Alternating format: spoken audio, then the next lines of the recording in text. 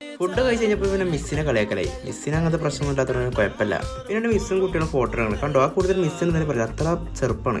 ഞങ്ങൾ നേരെ ചെക്കനെ കൊണ്ടപ്പോൾ ഫോട്ടോ കയറി. അതിനുണ്ട് സിയാസിനെ പിടിച്ചാലോ ഫോട്ടോ കഴിപ്പിക്കണേ. ഒരു ഇൻഫ്ലുവൻസർ എന്നുള്ള കാര്യം മറന്നു വരുന്നത്, എന്താ ചെയ്യുക. അങ്ങനെ ഫോട്ടോ ഒക്കെ എടുത്തതിന് പുറത്ത് വന്ന് ഭയങ്കര സംസാരമായി. കുറേ കാലം അങ്ങനെ സംസാരിച്ചിട്ട് ഭയങ്കര രസമായിരുന്നു അങ്ങനെ കൂടിയെന്ന് സംസാരിക്കാൻ. അങ്ങനെ സംസാരിച്ചിരിക്കുമ്പോഴുണ്ട് രണ്ടാൾക്കാർ വരുന്നേ. ഇത് റയാനേ കാണുന്ന പോലെ നല്ല ചെറുക്കൻ സീനാണ്. ഓ അടിപൊളി എഡിറ്ററും വീഡിയോഗ്രാഫറൊക്കെയാണ്. ഇത് കരീമ്. ശരിക്കും ഇവർ ആദ്യം കരീമെന്നു, പക്ഷെ ഞാൻ കരീമേന്ന് കൊടുക്കുള്ളൂ. കാണുന്ന പോലെ കേട്ടോ, ചെറുക്കൻ വലിയ ഡിസൈനറാണ്. അങ്ങനെ കുറച്ച് നേരം കഴിഞ്ഞപ്പോൾ കുറച്ചൊക്കെ പോകാൻ സമയം. അപ്പോൾ അവരൊക്കെ പോയി. മിസ്സും പോണേ. മിസ് ടാറ്റ തന്ന് മിസ്സും പോയി.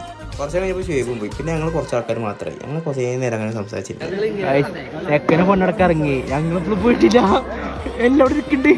എന്നോട് റേണ്ട ചേച്ചിക്ക് ഒരു കാര്യം പറയണേ.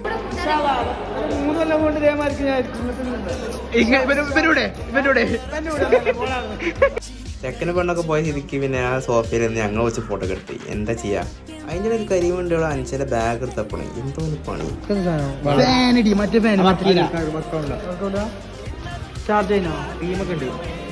പെണ്ണുങ്ങളൊക്കെ ഒരു അവസ്ഥ. അങ്ങനെ ഞങ്ങൾ അവിടെ നിന്ന് ഇറങ്ങണേ. കുറെ നേരെ നിൽക്കണേ. ഇനി കുറച്ച് കഴിഞ്ഞാൽ ഓടിച്ചോർക്കാരെ ഞങ്ങൾ ഇറക്കിടും. കഴിയുമ്പോൾ ഞങ്ങൾ ഇറങ്ങി കൊടുക്കണേ.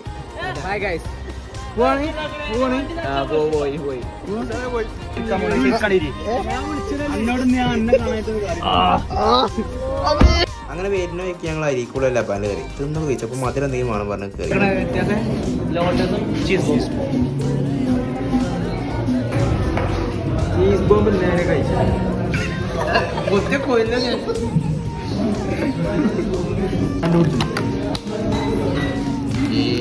എന്നിട്ട് എങ്ങനെയുണ്ട് പറയാൻ പറഞ്ഞപ്പോൾ കരിമ പറയുന്ന കേട്ടോ കേട്ടോ.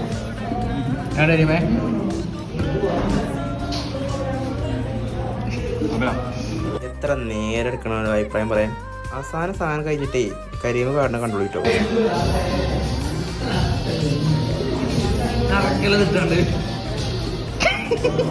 അവനാ സാധനം പഠിച്ചു കഴിച്ചണേ. എന്താ ചെയ്യാൻ. പിന്നെ അതാ കരീമിൻ്റെയും ഷാമിൻ്റെയും സ്നേഹം മനസ്സിലായി.